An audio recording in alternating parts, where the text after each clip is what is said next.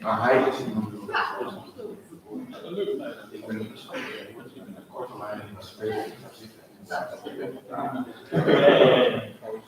Ieder zijn taak. Ja, nee, maar dat denk ik wel. Ik denk dat dat iets is en dat het waardeaspect van het feit dat nou, ja, ik ben wel bang voor mijn toekomst. Ik bedoel, ik ben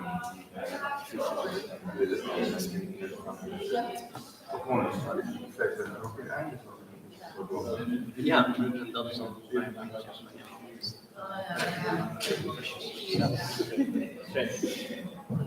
nou, daarom is het dat ik weet niet of je dat leest. nee, maar ik heb er wel veel Ja, het is, weet je, verschillende momenten.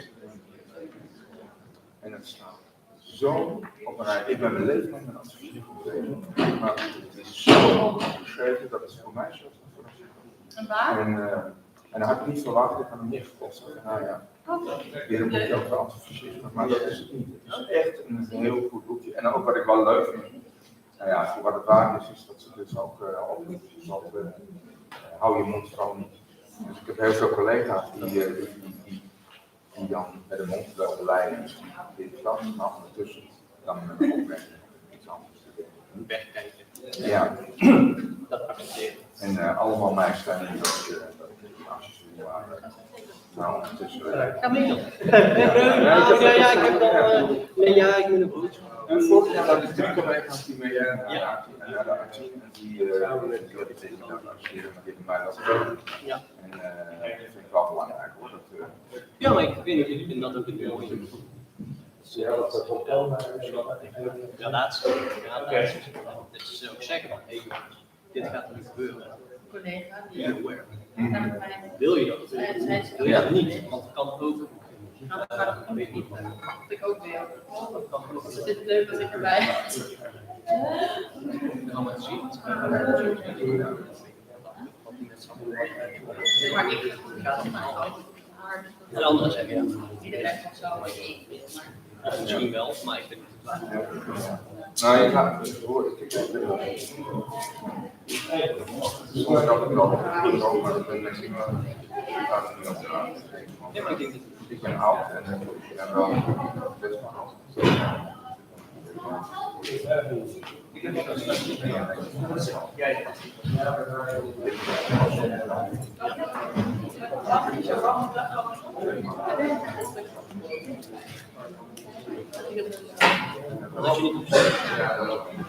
je niet op Maar normaal dan loop je er even aan.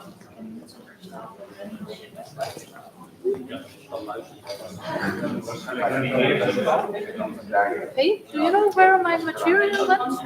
Your material? ja, nee, maar dit is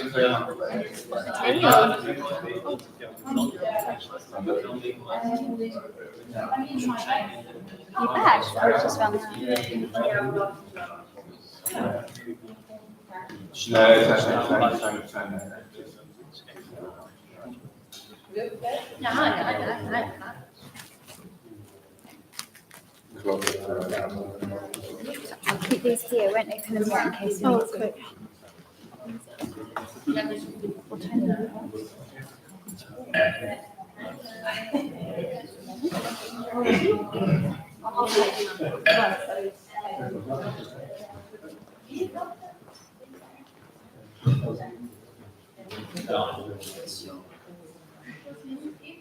Hebben jullie al een koekje gehad? Want dat is wel de bedoeling. Die zijn namelijk speciaal gebakken voor de beurs. Dus ze zijn net gemaakt. Die al in de beurs gespeeld. Willen jullie een koekje?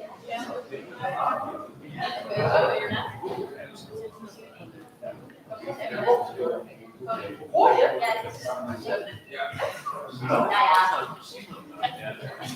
Als beurs proberen we van alles nog wat te verzinnen om in de picture en dat mensen vooral blij komen. Dus die koekjes die zijn rond als lijn.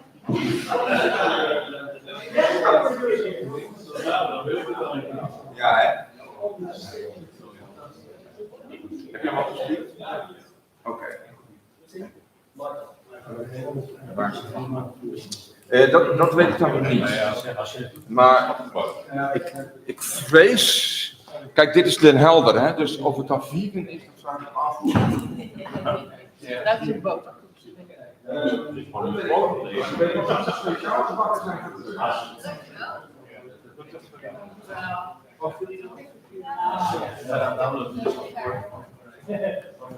Alles opstaan. Dat gaat nog een beetje meer in zicht staan. Want mensen die gaan niet door. Nee, maar dat is de waarschijnlijkheid die mensen zien. Ja, dat gaat zo.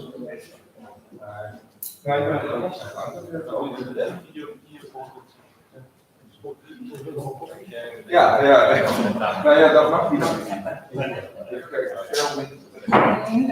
Dat is ook al mijn kant.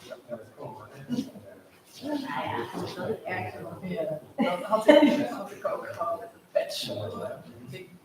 Spel. Oké. Hoe lang hebben wij? 5 minuten. Is het al rond? Maar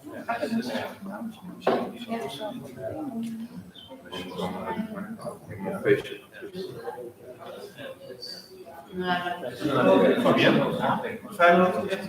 Ja hoor. We hoeven nergens anders heen. Nee, waar ben je dan? Ja. Ze zijn vanaf.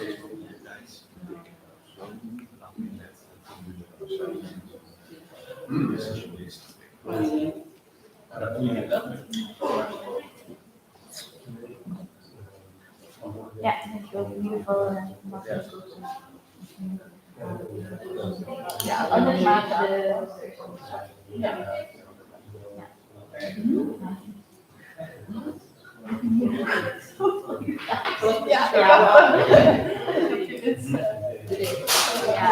Ja, maar ja, weet je. Ik kom dan weer op en dan. Dat zijn vet. Ja,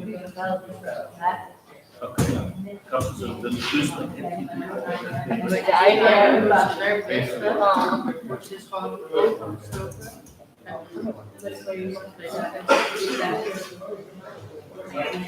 Ja. Ja, dat kan.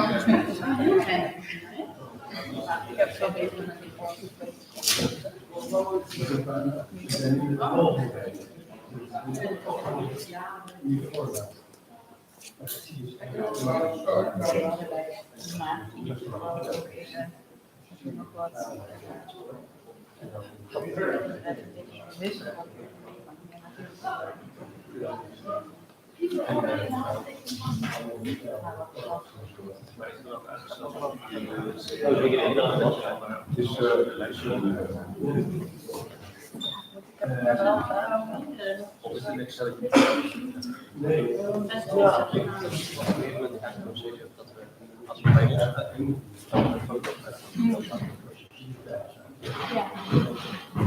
Ja, dat is dan ook gewoon.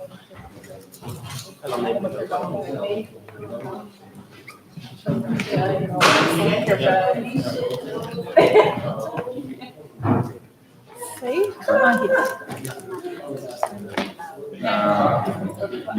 You are Faith. All right. And you have investigation? Okay. You can email it to me. Yeah, so I can put them on a stick. That work. And because this is all wired.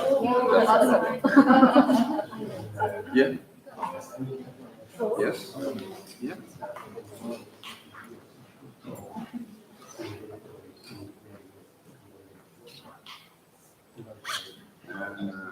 And you're talking about the themes barge and the travels which are going to be there. And that is for freight or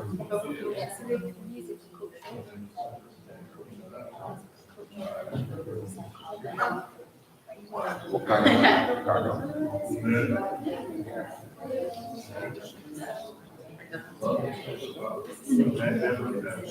Yeah. Is there enough trade? Because Well, that's a good part of it. yeah.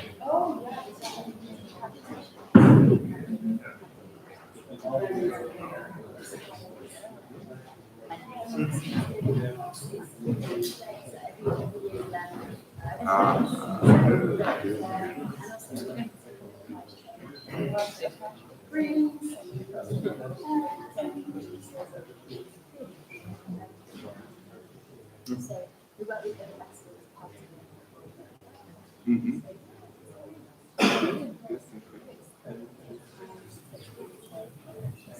Yeah. Okay. So 1, 2, 3. Yeah, that's ours.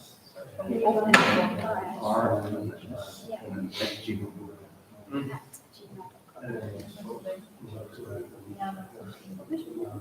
Stefan.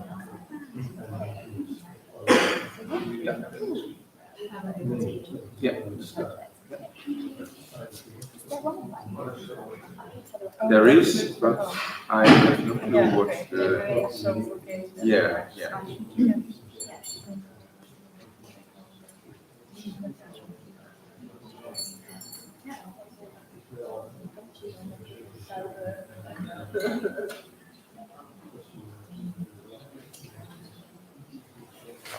Wat is Cosmo?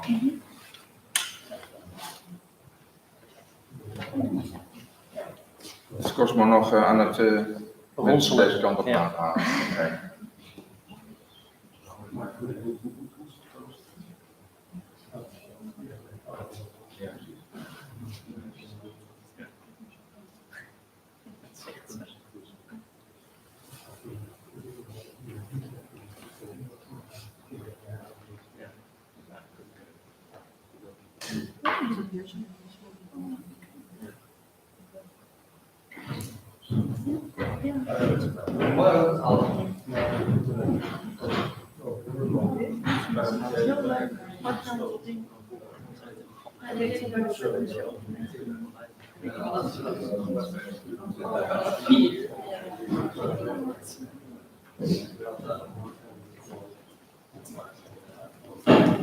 Okay. Gaan we? Oké.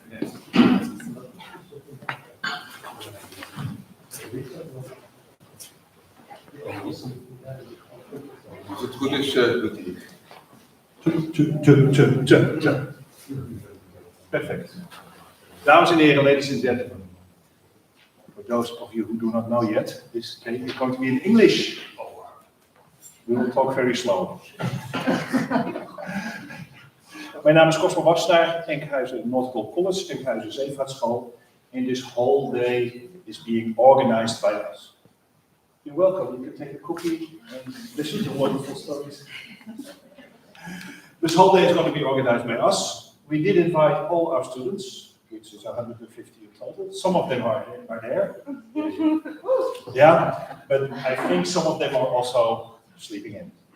Yeah, hopefully later. This is my colleague Stefan Kraan. He will be the person who talks the talks.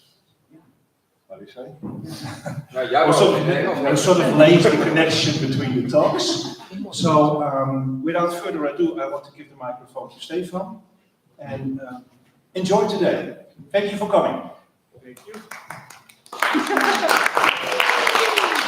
Yes, welcome, a big welcome from our boat show here.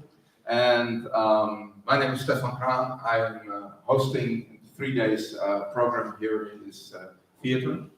And the boat show is actually a show which exists, I think, more than 25 years. This is the 8th time here in Den Helder, in this spot. But it's already more than 25 years it started up. And it's a traditional boat show. So it's for the captains, for the skippers, for the mates. It's for the public who is sailing on those ships, the owners who own those ships, and they come all together, and we have much more than now. In the past, we had a big. Everybody from the supply chain was on this boat show. So it's a very long history from the boat show, and we are always happy that every year we are able to make this boat show a new success again, because every year we have about 2,500, 3,000 visitors, and they are all very happy to talk about boats. And so that's what we do all day, talking about boats. And this theater, the first time it is called the Wim de Bruin Theater. Wim de Bruin was a man who started the boat show 25 years ago, but not only the boat show. He was all his life, he died this year, aged 83, and he was all his life busy with traditional and sailing boats. And he founded a magazine, which is the Spiegel der Zeilvaart. They are here on the boat show. And the Spiegel der Zeilvaart is the magazine in the Netherlands on traditional boats. So, and then he published more than 400 books on traditional sailing and traditional boats. So Wim de Bruin was a very important man when it comes to traditional sailing and supplying in the Netherlands. He knew everybody, every wharf, everybody. And so when he died, we immediately said, well, we need him to honor him, and we do that with the name of this theater. So it's the Wim de Bruin Theater, which is important. Okay, now we come to the program. Let's see. The ocean movement. That is our first reading for today. The ocean movement is about putting plastic into the ocean. Yeah, something like that. So it is very important not to buy plastic and not to use plastic. For instance, this bottle, which I use, it's very handy. And just 2 weeks ago, it is said that this year is the production of plastic is the most ever in history. So that is strange, because when I put this one in the waste, then it ends up in the ocean, and that is all I know. But we have 3 people who know much more about this subject, and who started a movement with science. I don't know anything about science, but they do. And it's Fabien, Maarten, and Josine. So they're going to tell you everything about plastic in the ocean. Okay.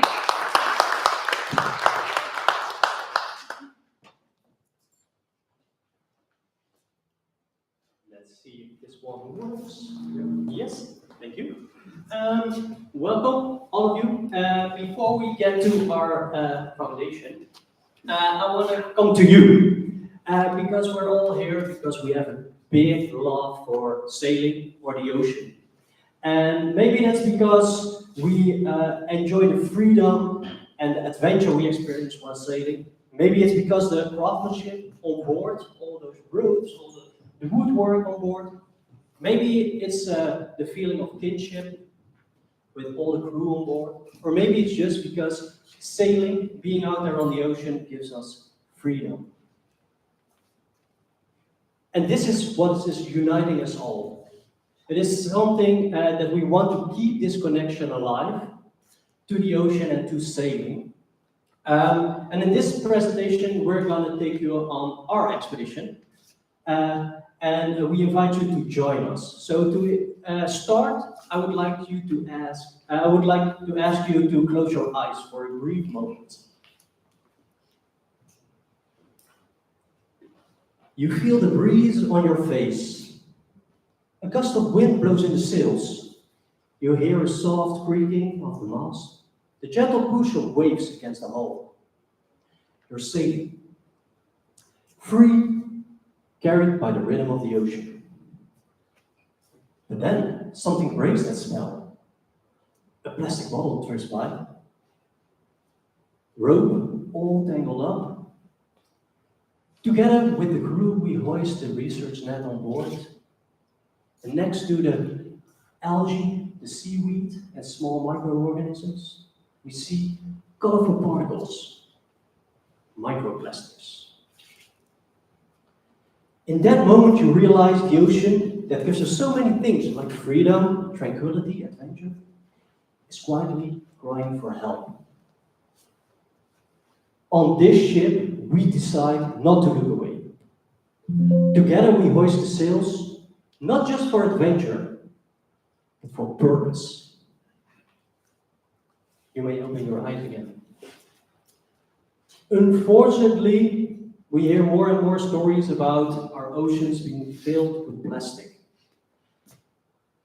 And our whole world is full. Sometimes it's really visible, like our beaches being stacked with heaps of plastic, sometimes animals being tangled up, or a bottle floating on the surface. But more often, we don't see anything. Simply not because it's not there, but it's broken down into smaller pieces, into microplastics. Microplastics are pieces smaller than 5 millimeter, and they're hardly visible with the naked eye when they float in the ocean, and especially from a ship, you will just sail past them.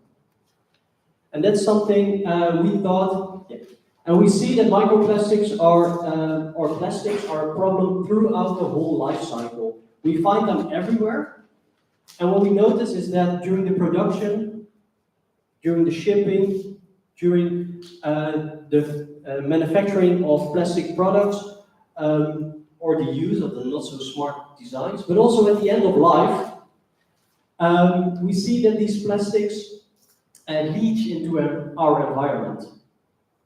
And as we already heard, this year the plastic production hasn't been so high, and the plastic production is only increasing in the coming years.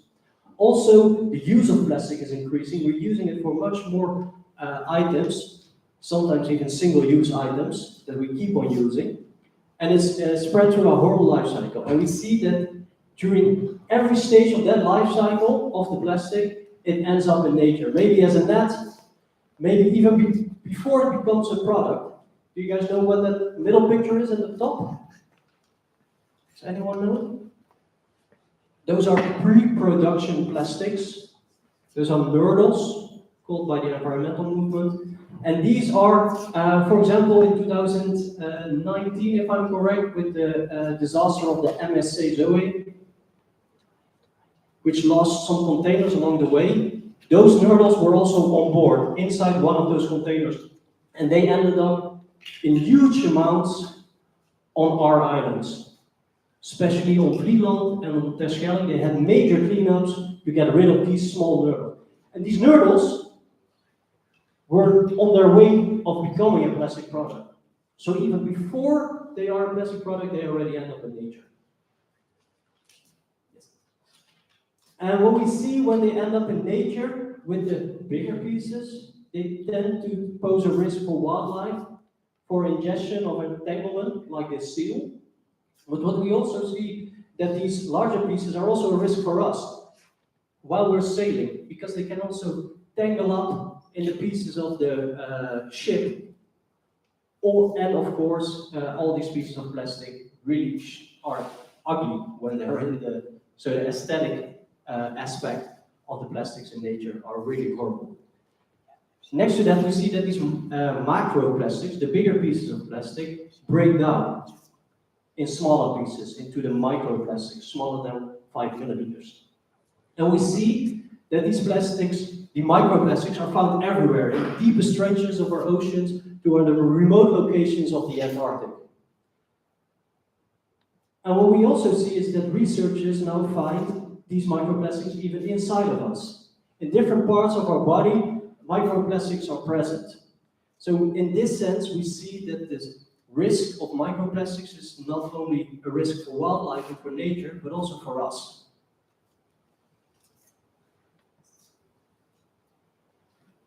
And this urgent message,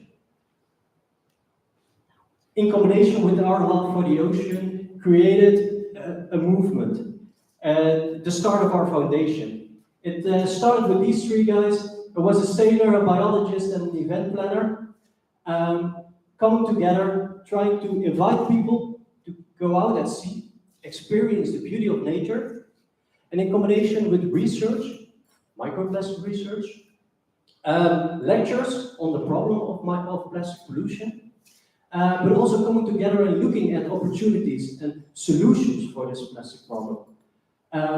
On board a sailing ship, because a sailing vessel is a perfect platform to work together and to unite and work on the same cause.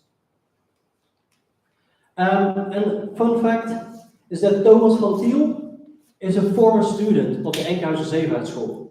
And actually there, where he got all the skills to become a real sailor, and he's still sailing as we speak.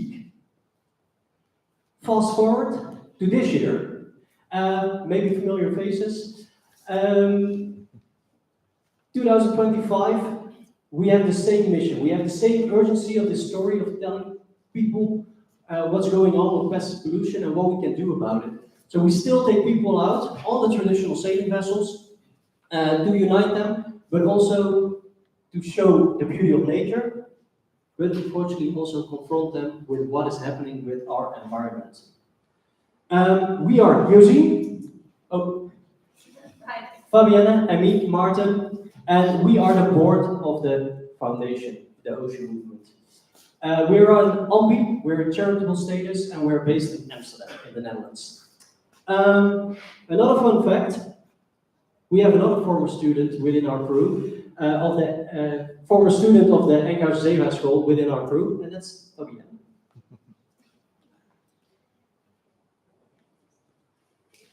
Yes, that is true. I attended the Enkhuizen Zeevaartschool in the study year 2022-2023. And yeah, I still believe that this is also why we're here today. So it's really nice to see it all come together. Yeah, so in this part of the presentation, I would like to tell you a little bit more about the mission of our foundation and why we do what we do. And well, we strive to live in a world where there is no more plastic in nature. That is our ultimate goal. But to achieve this world, there is some change needed, right? Because it's not the case at the moment, as we will see. And you probably also already know.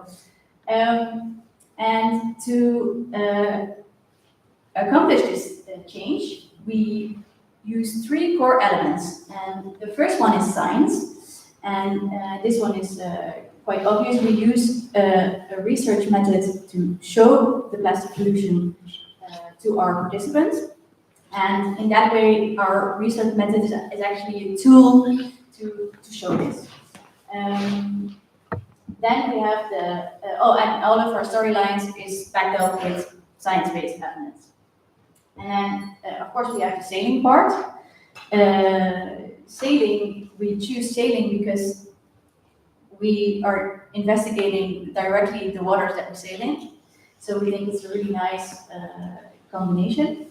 And of course, when you're sailing, it's an adventure, and you're most of the time sailing in a beautiful environment. And we think it's worth protecting this environment. And as Martin already mentioned, we strongly believe that if you feel like something is worth protecting, then you are also very likely to do something about it. And so we sail in beautiful nature while also confronting people that there's something wrong with this environment that you sail in. And we do this on many different vessels. We do not have a ship of our own. And that has actually many advantages, because up to date we have sailed up into 24 different ships, sailing under the Dutch flag, but also under other flags. For example, there was one ship from Finland as well. And it is nice because while we're at all these different vessels, there is of course a lot of different crew involved, different targets, audiences on there, like all different ships have a little bit of a different environment, right? So this gives us the opportunity to interact actually with a lot of different people and crew. And yeah, so we have sailed with many of them. Some of them are inland, some seagoing vessels. For example, the Morton Star, we have sailed with them quite a couple of times. And they, of course, they are now on their way to the COP climate change in Brazil, which is also nice to sail on vessels which have sort of similar missions. And the ship that you see in the middle with the colorful sails is also a very good example of this. It's the Vrijbuiter. It's an inland char, and they sail mainly with participants around Zeeland inland waters, but they also sail towards Wadden Islands, but all inland. And since 2023, they are sailing with an electric engine. Yeah, so yeah, that's it. Ships. And what we try to do, the main goal with our project is to educate people about plastic pollution and raise awareness about the problem. We do that with our research method, and then this research method gains data, and with this data we gain knowledge about the problem. And then this, so far we have collected over 160 samples. So this has resulted in quite a large database at the moment, and we have built a very nice dashboard where you can see this data, and Yuzi will talk a little bit more about that later. And the idea is that the data that we have collected, we can now share with the rest of the world, basically. And these insights can then also, of course, be used again to expand our education and to raise even more awareness. Now, slowly we're coming to our actual, like the actual research. And the project, it's called Citizen Science. And the idea of citizen science is that the public participates in scientific research alongside a professional scientist. And in this way, you have an opportunity to, of course, gather data, and usually in a pretty low-tech way, and you can gather quite a lot of data in a relatively short time. Now, this idea of citizen science aligns very well with the goal of our foundation, because, well, of course, it involves science. We love science. We are all educated as scientists. And I think I've already talked about this. This is probably pretty clear. We use a research method, and this gains directly insights into the problem of plastic pollution. But more important, the citizens part, the people who participate in a citizen science project are very likely to feel a kind of ownership on the problem that they are working on. And this helps with raising awareness. And then, of course, all these citizens are part of a society. And when the society sees that a lot of people are working on this problem or talking about this problem, this can raise an overall, it can raise the public engagement. And of course, that is the goal, because you need public engagement to drive change. Then, now we're entering our, like, the real research part.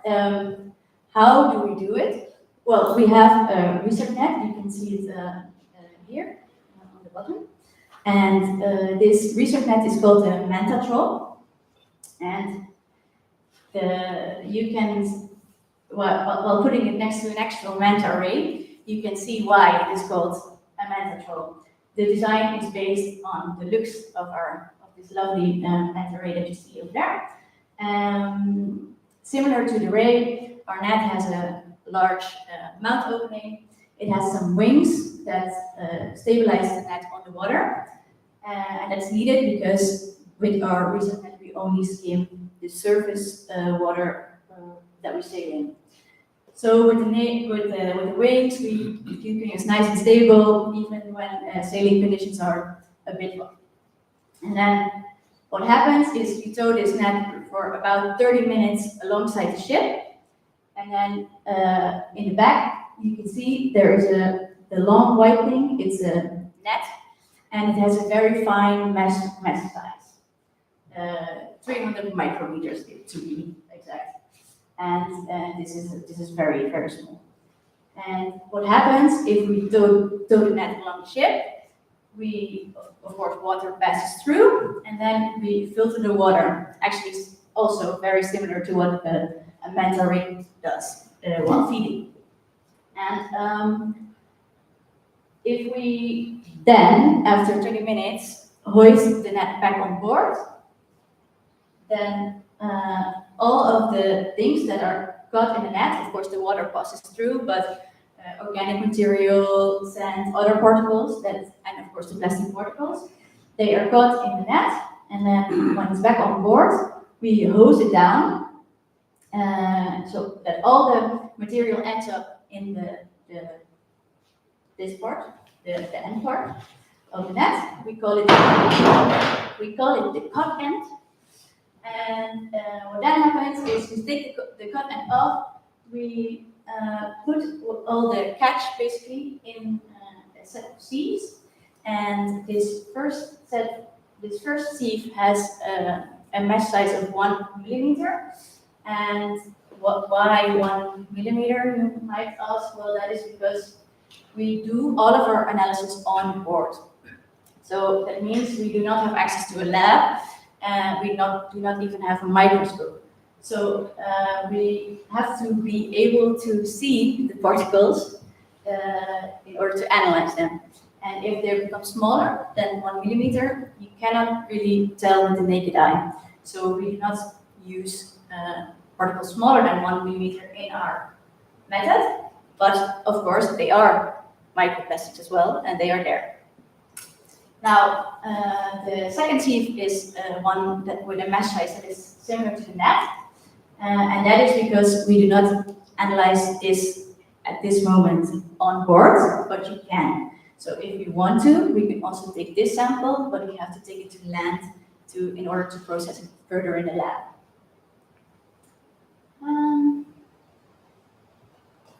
Yeah, and then the people that are expedition members that come on board, they actually help during all the different stages of our data collection. So they help with net handling. So you must think about actually putting the net in and out of the water, but also making sure that the net is towed in a proper way alongside the ship. You do not want it to be very close to the ship. It has to be at a certain distance from the ship because you do not want any influence from, for example, bow or heck weight. And of course, we also do not want the very long net in the near your propeller. That would be very unfortunate. And then we also need some people to record data, and that is you can see it in the middle top image. We have a data sheet where we ask people to record where are we, what are the coordinates, what are the other environmental parameters, for example, wind speed or current, because we think that these might influence measurements and things that we find. So yeah, we just want to know. And then the final part is the sample analysis. So this is what happens if we have put everything into the sieves. We take it usually below deck, and that's when we start finding the actual plastic particles. And that can be tricky sometimes because of course they are very small. but a lot of plastics are quite colorful, so that can be a clue. And yeah, then we discard all the organic material that is in there, and then we end up with only plastic particles. We usually always find them. There are only a couple of occasions where we didn't find any. And then we count those particles, so we distinguish between bigger plastics, the microplastic particles, and the smaller ones. And there are some categories that are sort of shapes, so we distinguish between, for example, fishing lines or foam. And now we are getting more into what do we then find? How does this look like? And Josine will tell you all about it. Thanks, Fabienne. Can I take over from you then? Hi, so my name is Josine. I love sailing, but I'm also a scientist professionally. So I'll take you along, I think, the most interesting part, what are the results? Because, of course, we love to be outside in the wind, as all of you as a sailor. Someone that loves being outside in nature. But as Fabienne said, we need to go below deck to find our data. And also that's something really important from the citizen science aspect, that we want to share this data with the wider public because it has a societal value as well. So here on the picture you see a few results from a trip that we had in 2024 on the Grote Meeuw. And what we did during the trip is all the samples that we collected, we put them in a petri dish. And on the picture you see kind of the route that we took from France up to Norway. And on the map we just draw all the locations where we took a sample, so that everyone on board, even if they were sleeping because of the watches, if they were not part of the research at that moment, everyone was able to see on paper on the door what kind of new measurements we took. And the numbers you see here indicate how many pieces we have found, so that's the most easy way that we could count it at that moment, but we transfer it then into a density by measuring how many cubic meters of water came through our net, and then we transfer it into a density of how many microplastics we have found, so then it's also comparable to other locations. But this just as a first insight. And Fabienne really nicely explained how we do the data analysis, and also a short insight already in the different particles that we can find. So here you see some examples of measurements, some samples on grid paper. So these square lines, those are half a centimeter, so 5 millimeters. And that makes it very easy for us, without any advanced technology, to see if it's a microplastic, yes or no. Because simply if it fits within the square, we consider it a microplastic. So you see some of them do, some of them not. So on the top corner you see two pieces of foam. Those are microplastic. Then a piece of foil, it's a second category. It doesn't fit within one square, so that we still count it, but it would be considered a microplastic.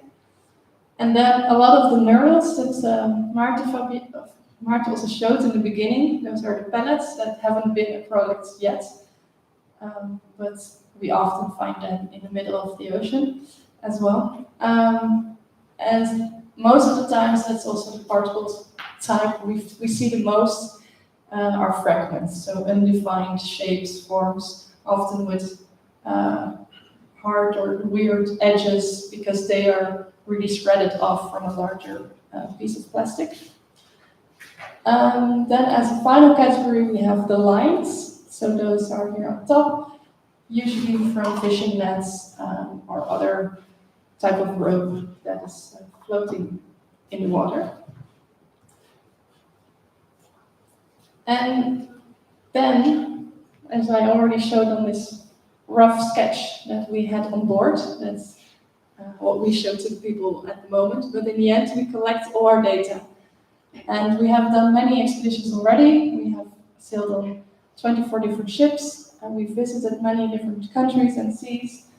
and we existed already since 2016. So almost 10 years we've collected data, and all the locations where we have sampled you can see on this map, and it shows how many plastics particles per square meters we have found. So the bigger and the redder the dot is, the more plastic we've collected over there.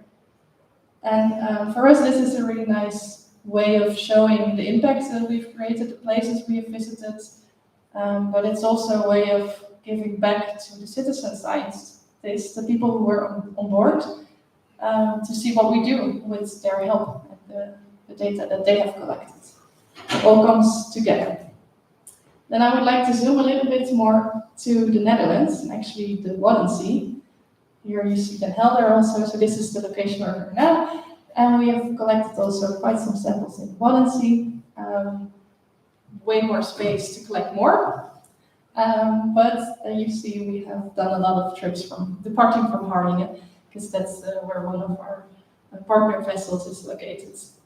So that's why most of these samples are over there. But I see some opportunity around Den Helder that we should sample a bit more around here. So as an impact summary, this is data up till 2024. So even these numbers are a bit higher. I think by now, including this year, we have done over 50 expeditions. In total, so in 2024, I've done 156 samples, but I think up to date, over 170 samples. And as sadly, Pravin already said, most of them contain plastic. So when doing the analysis, we write down if it has plastic, yes or no, how many microplastics or macroplastics, and all the different categories. But in 96 of the cases, it is a yes, that there's microplastic in there. So it's always a bit shocking, and even when we are with students on board, they can be from any age between, I would say, 10 to 25 years old. It's sometimes a bit difficult also to have this conversation with them, because we want to show the beauty of nature and the sailing, and that's what they participate in the watches and during the nights when they're up. And then they come to us and we do the research. But then we also try to have conversations about our way of living at this type, at this time of the, in this century, and try to have a conversation about how to consume in a sustainable way, what they can do themselves also in their daily lives at home, but also on the ship. So we really invite them to also think about it themselves, but also together in different groups. That's part of the program as well. We don't only get the data, but we really talk about with them, what do we do with it now? So how can you maybe influence your own habits at school or at home when doing groceries? Maybe try to use a little bit less plastic, but that's really on part of the personal part of the spectrum. And with the data we collect, we can also influence on a higher level. I will come to that in a bit. So with the map I just showed, it is actually online on our dashboard that we have developed over the last year. And with this, we want to put the dots on our horizon also for ourselves for some next steps in the future. So what can we do with this now? Because it started really from a passion of sailing and wanting to make more people aware of also the plastic that's in the ocean. But by now we have done more and more expeditions, more and more samples. So now it actually starts to mean something and we can do something with it. So our vision for the future is also that we want to combine not only our own data, but also data from other researchers on this dashboard. Because it's a method that is worldwide used. It's not just a method that we thought of ourselves, but it's actually because other scientists use it as well. And that makes it very easy to compare with also other oceans around the world. So our platform can become a platform where more communities can share their data. And for us as an organization, we would like to keep on monitoring, keep on visiting multiple ships, take along as many citizen scientists as possible, and also working together with different stakeholders. So that's something we do already. We work together with schools, sometimes with municipalities or research institutes, and in the end, make also governments aware of what's happening in the oceans. So lastly, we want to drive change with the data that we collect. This can be done in two ways. One is the intrinsic way, and that's mostly for the people that we take along on board. They really get to experience the sailing and the beauty, but also this sad feeling maybe from how many plastic we have found. So that's maybe from a more concern-driven or feeling that they want to change something. But secondly, I think we can also really change from extrinsic motivation, because we have more and more data, and now we can actually step to governments that we need to do something about this. And maybe in the end, we can create together with them policy incentives for companies that they produce less plastic, or that they have certain rules to comply with, that it cannot contain a microplastic from the beginning, or that they should deal with the waste management themselves in a proper way. So that's our aim for the future, and I think we're slowly getting there, so that's very nice. Lastly, I would really like to invite you also to join the movement. Maarten took you along on this virtual ship in the beginning, but you can actually sail along with us if you want. So please join the movement and support our mission. We are a small group of volunteers. So we are 3 in the board, and we have some other volunteers that are helping us with social media and the website, this dashboard, or they join one of the expeditions as a plastic researcher, but it's all voluntary. Something went wrong with the layout here, but we have some expeditions coming up next year in 2026, and you can join. So we have a collaboration with Windseeker. It's an Erasmus Plus sailing trip next summer for youth between 15 and 25 years old. That one's going from Denmark to the Faroe Islands, so a very exciting trip on board of the Thalassa. And also with a beautiful ship, the Vrijbuiter in Zeeland, we already have some dates set for next year, and you can be part of that trip and become a citizen scientist yourself. So please write down the names, and there are many more dates to come, also with other ships. So please stay informed and join us. Second way you can help us is by spreading the word. We have some t-shirts and posters, patches with us, and also some small boat flags. So if you're interested by helping us spread the words, you can also buy one of those, or simply tell your friends, family, crew members about that we exist, because we are really happy to step on board of any ship. So if you are a ship owner or a crew member, then please, we would love to organize a program, an educational scientific program on board, to deep dive with your,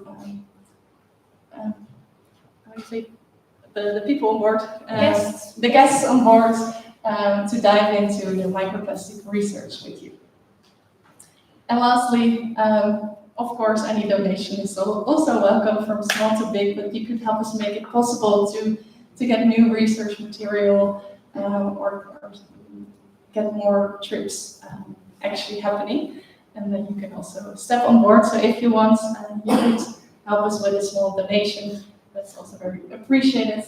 And Maarten, Fabian, and I will walk around, so you can ask us any questions during today on the fair. And I would actually like to go back to the beginning. We stepped on board virtually by closing our eyes and kind of stepping on board of the ship together. And I would like to thank you for joining us on this expedition on board of this virtual trip. And I hope that in the future you could sail along with us for real and become a citizen scientist. And I would also like to thank you, the Fair Winds Collective and Enkhuizer Zeevaartschool, to invite us here to give a speech and introduce you to the ocean movement. So thanks, and I hope you to become part of the movement.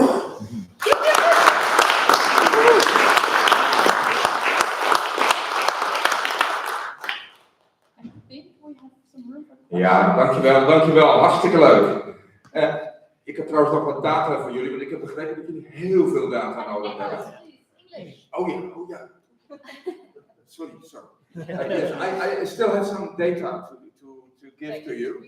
So you need a lot of data to convince the industry to not produce any plastics anymore. So let's put in as much plastic as we can into the ocean. But other questions on this, young people? We have a beautiful microphone to talk in. Whoa. Yeah. That's Hi, tech. Thank you so much for your work, first of all. It looks really inspiring and really beautiful. I have two questions. So one is, how is this something that you can decentralize and like just do it simultaneously on many ships in many places just to scale up the data? Because it looks like the technology you're using is not that complicated. And the second question, I'm curious about the secondary impact, like the people that experience your adventures and collect the data and are the citizen scientists. Do you have some kind of follow-up checkups with them after some time to see if they're actually change their behaviors as consumers? So yeah, two questions about that. Thank you.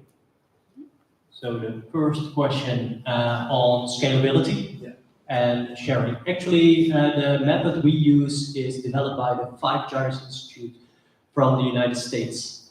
They started with this in 2012 or even earlier, and they created the Troll Share program, where they would ship the troll to the location where the sailor would be, and they would take the samples along their journey.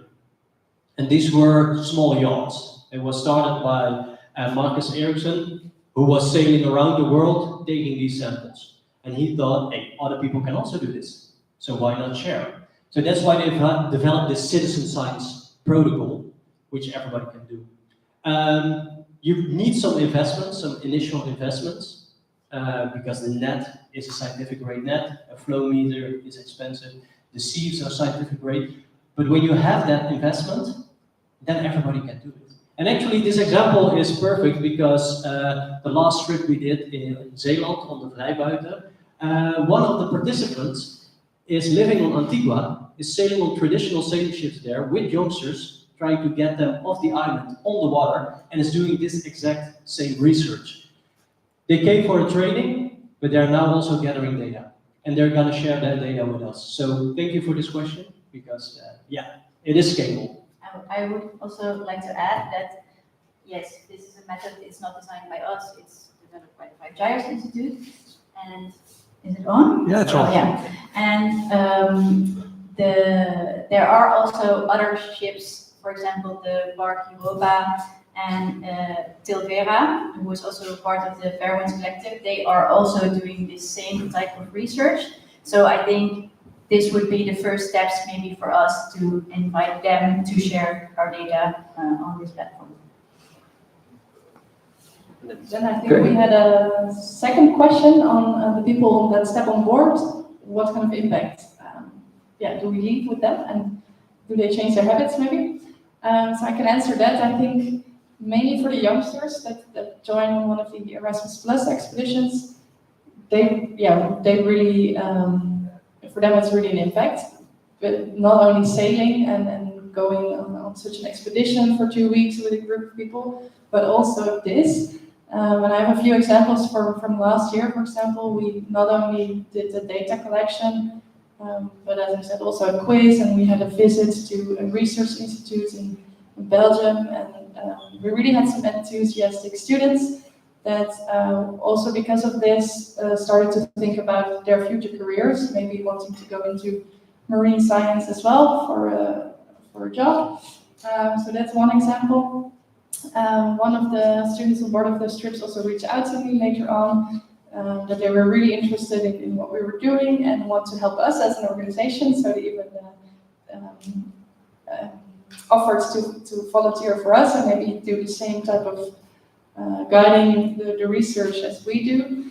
So that's very nice. And I think for most of them, they will really, what we do on board really sticks with them. So for example, another trip where we We really thought about the fruit stickers because also in the galley and the kitchen where we all were eating, we had to think about our plastic waste and what we do throw overboard and what not. So if we are allowed to throw organic waste overboard at some point, I realized that a lot of people threw their vegetable skins in the buckets with the stickers on. So that was already something that really stuck with them, and a student came back to me and, oh, at home I really take out the stickers of my fruit.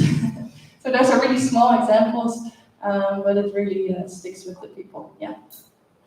Brings us to the question, what can I do to change this whole thing? Because the ocean is so big and the plastics are so much, and then I live at home, and what can I do to really change it? Or are you going from me to these big companies and change the things there?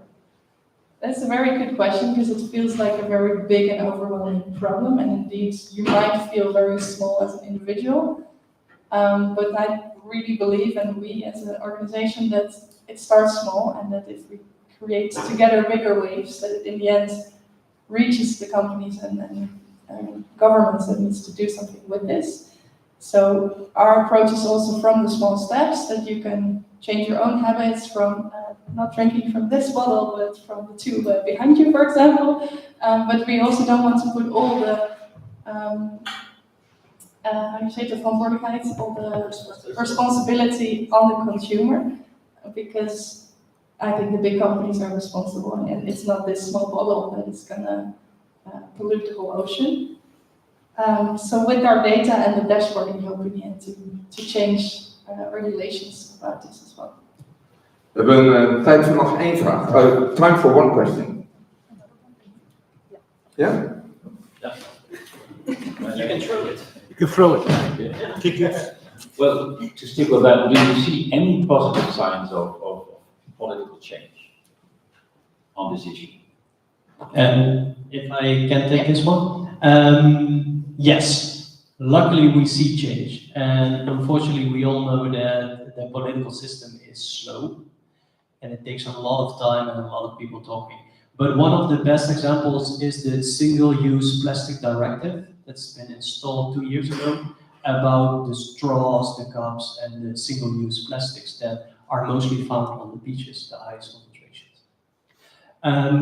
We are very positive about this because this shows the opportunity to change from this citizen science research, because the data they used was on basis of beach cleanups. And that's for us very, big support.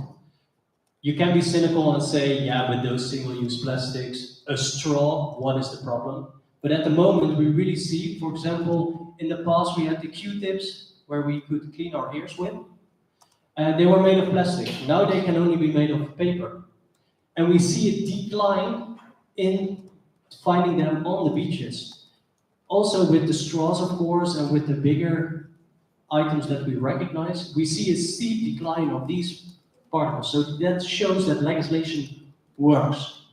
So in that sense, yes. However, of course, it is then depending on politics. And I think an important addition is that we get the incentive, the intrinsic incentive, also for companies. And that's also why we organize sailing expeditions for companies, to invite them and critically look at their production capacity. And we also sailed in the past with plastic producing companies that, for example, worked in a medical group. And for the medical grade plastics, unfortunately we cannot switch back to glass at the moment because that's too costly and also not protective enough. Plastics are really useful for that. However, you can also look at the single-use usability of it and how much the plastic packaging you use, the extra packaging to wrap all those medical grade plastics. And that's something they were very critical about, and they really were looking into their own production facility, how they can reduce this. Next to that, also their production facility with the leakage of waste when they cut plastics and stuff. So the residual waste, to reduce that. So in that sense, you see, even the plastic producers come to us to talk about it and to look for solutions and to create an incentive. Thank you very much. Thank you very much. And of course, what we can do is, just 2 weeks ago, we walked along in The Hague with 45,000 people. So everybody wants to do some more than just look after their own plastics. They can do a lot of demonstrations and actions, and don't forget to do it even aboard the ships. Thank you very much. Yeah, Ocean. small addition, because this is really also what we want to invite. We are not the solution as the ocean movement. We are all part of the solution, and that's the invitation while we're sailing to join the movement and create something in your own environment, in your own company, in your own organization, or maybe just in your own life. Thank you very much. Thank you very much for listening. We have a whole program the whole day, so I have to look for that. 30 minutes. In 30 minutes, we will talk about energy on the ocean. How can we harvesting energy while we are sailing, while the boats are on the ocean and traveling there, and there are ships which don't use any energy. So that's also a very interesting subject. So come back. We have half an hour to look at the fair or to go to the toilet or to eat something. But come back, and when you leave, don't forget to take a cookie. The cookies are specially made for the boat show. So taste them and enjoy, and see you back in half an hour. And once again,